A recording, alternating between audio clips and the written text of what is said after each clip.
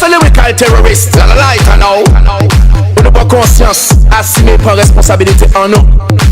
Ni un collectif qui a pour ça, c'est le collectif des incorruptibles.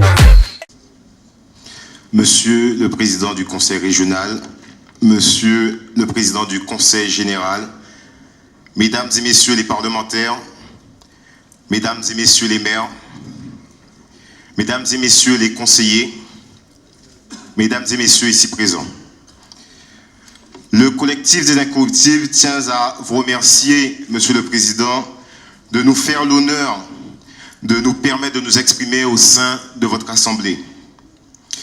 Mais il est aussi pour nous très important de vous rappeler quelques chiffres. Et donc vous me permettrez de repasser par cet historique en espérant ne pas vous aboutir par ces nombreux chiffres. Parce que quand on se rend compte dans la population guadeloupéenne que 12,5% de la population vit sous le seuil de pauvreté, 23% de la population touchée par le chômage, 60% chez les jeunes de 16 à 25 ans, 41% même quand ils sont détenteurs d'un diplôme. 9,8% de nos mamans en Guadeloupe ont moins de 20 ans. L'IVG est devenu comme étant le premier moyen de contraception, puisqu'on se rend compte qu'il est utilisé à 12,4% contre seulement 5% dans l'Hexagone. La Guadeloupe, deuxième au niveau du rang des départements touchés par le sida. C'est dire que tous les voyants sont au rouge. La Guadeloupe, une île aux multiples atouts, où le tourisme est en déclin. L'agriculture, fer de lance de notre économie, qui n'arrive plus à être compétitive. La canne et la banane sont en souffrance. Elles ne subsistent que grâce à de modestes subventions qui tendent à disparaître, tout comme les multiples emplois qui en dépendent. La pêche est au plus mal. Nos marins gagnent plus à rester au port qu'à partir en mer à la recherche d'un hypothétique poisson qui se fait de plus en plus rare. Et on se rend bien compte en se promenant dans nos supermarchés qu'on n'est pas compétitif comparé aux poissons d'exportation. Une politique gouvernementale qu'il ne veut remplacer que seul emploi sur deux après des départs à la retraite. Or, la majorité de nos emplois sont dans le public. Et on se rend bien compte que par corrélation, notre industrie qui ne représente qu'1%, et une Guadeloupe qui n'arrive toujours pas à développer son industrie, développer l'agro-transformation, donc développer ces entreprises dans le privé qui pourraient permettre de pallier à ce manque. L'artisanat guadeloupéen qui n'est pas assez mis en valeur, carte d'identité d'un savoir-faire, mais qui est sous-estimé, sous-évalué. Le BTP, victime de la conjoncture économique, victime de la baisse des demandes, des contrats au niveau des collectivités, donc des emplois encore en grande précarité, puisque liés à un chômage partiel pour la plupart. Et comme on le dit, c'est une phrase qui est simple, quand le BTP va, tout va, mais on se rend bien compte qu'en Guadeloupe, nos entreprises ne travaillent plus, elles ne sont pas compétitives, puisqu'à l'heure actuelle, nos appels d'offres sont européens, mais quand on se rend compte qu'avec la petitesse de notre territoire, comment pouvoir être compétitif par rapport à ces grandes multinationales. Nos petites et très petites entreprises, premiers pourvoyeurs d'emplois à l'agonie. Nos entreprises qui n'arrivent pas à passer le cap des 2 ans, c'est dire que là aussi, il nous faut une grande réflexion. On se rend compte que nous sommes déjà quasiment à la porte de 2011. Nous n'avons toujours pas pu régler le problème de nos ordures. Nous n'avons toujours pas pu régler le problème de l'énergie solaire. La Guadeloupe encore sous la tutelle de l'énergie fossile. C'est invraisemblable. Nous n'avons toujours pas pu régler le problème de l'eau en 2011. L'eau est une denrée rare dans certaines communes. Quelle image pour le touriste qui a payé son séjour et qui doit se doucher à la bouteille. Quelle image pour nous-mêmes. Notre société qui est devenue ultra-violente, il ne fait pas bon vivre en Guadeloupe. La Guadeloupe devenue premier département criminogène d'outre-mer. Je pourrais prendre l'exemple d'une commune qui m'est chère, Capesterre-Belle-Eau, devenue une plaque tournante de la drogue, du trafic d'armes, première commune représentée dans le milieu carcéral. Donc, c'est vous dire qu'il y a là aussi un grave problème. La prison qui est devenue comme un passage incontournable pour notre jeunesse. Une prison dans laquelle on retrouve une jeunesse en manque de repères culturels, en manque de repères identitaires, une jeunesse qui a perdu confiance, mais aussi une jeunesse qui se retrouve face à ce système de récidive. 60% de nos jeunes sont contraints à ce système qu'on ironise, le rentrer-sortie, rentrer-sortie. Mais c'est là encore un pan de la Guadeloupe qui se meurt. Et oui, il est devenu quasiment quotidien de voir un Guadeloupéen perdre la vie par arme à feu, de voir un Guadeloupéen perdre la vie sur la route. Or, il y a une phrase qui est claire: de la condition faite aujourd'hui à notre jeunesse dépend la Guadeloupe de demain.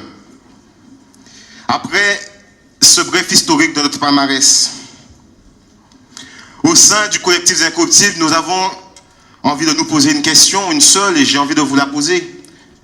Pourquoi un congrès des élus aujourd'hui? Oui, pourquoi? Puisque nous avons demandé 18 mois de réflexion afin de bâtir un projet guadeloupéen. Projet qui devait constituer la base d'une réflexion devant nous permettre de démarrer, de poser les fondements afin de commencer à trouver des réponses concernant les problématiques de notre pays tant aimé. Un projet qui devait se baser sur la démocratie participative. Un projet qui devait permettre à chaque Guadeloupéen de se faire entendre. Qui devait permettre à chaque Guadeloupéen de donner une petite part de lui-même dans la construction de son pays. Et là, on se rend bien compte qu'à la vue de l'ordre du jour, ce congrès se résume malheureusement uniquement à savoir quelle forme prendra notre conseil territorial et à savoir combien d'élus vont y siéger. Est-ce là la priorité? Nous en doutons au sein du collectif. Durant ces 18 mois, nous avons raté un rendez-vous historique. Nous avons manqué de courage. Et je dis nous, pourquoi?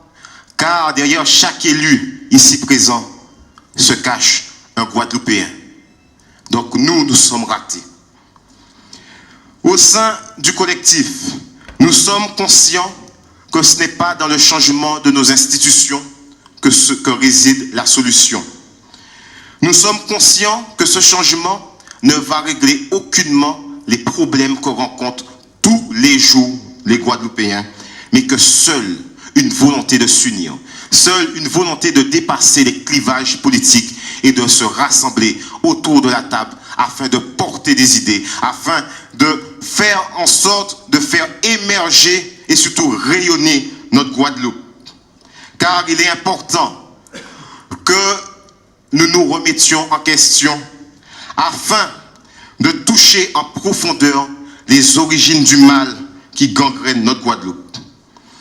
Il est venu le temps de dépasser les petites polémiques stériles, de mettre en commun nos forces et nos idées afin que nos petits, nos tout petits, puissent jouir d'une Guadeloupe qui aille de l'avant, une Guadeloupe où il fera bon vivre.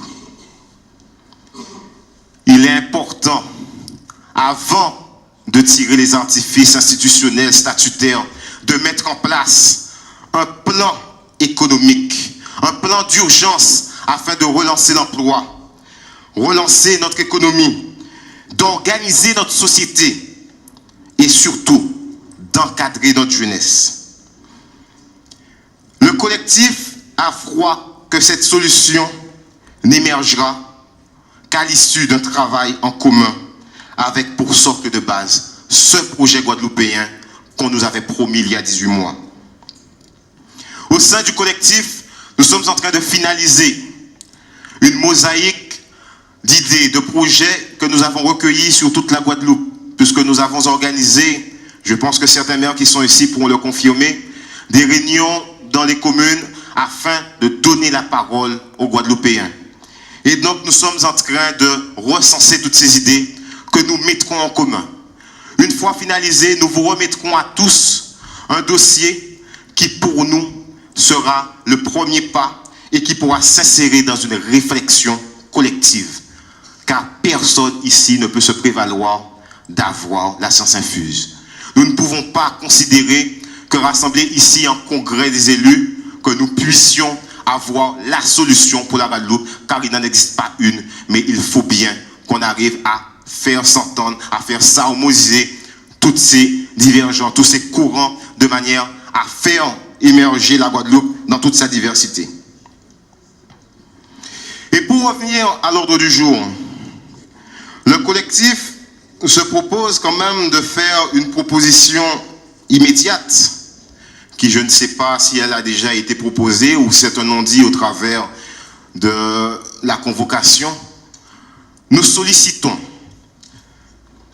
que le non-cumul des mandats, surtout pour le conseiller territorial qui par syllogisme cumulera déjà le poste de conseiller général, conseiller régional, ne puisse être compatible avec un autre mandat.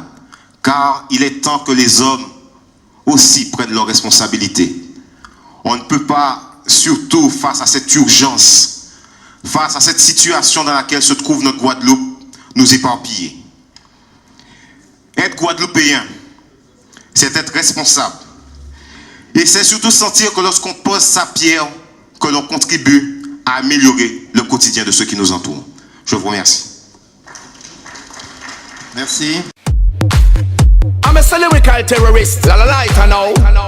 On n'a pas conscience, assumer prend responsabilité en nous.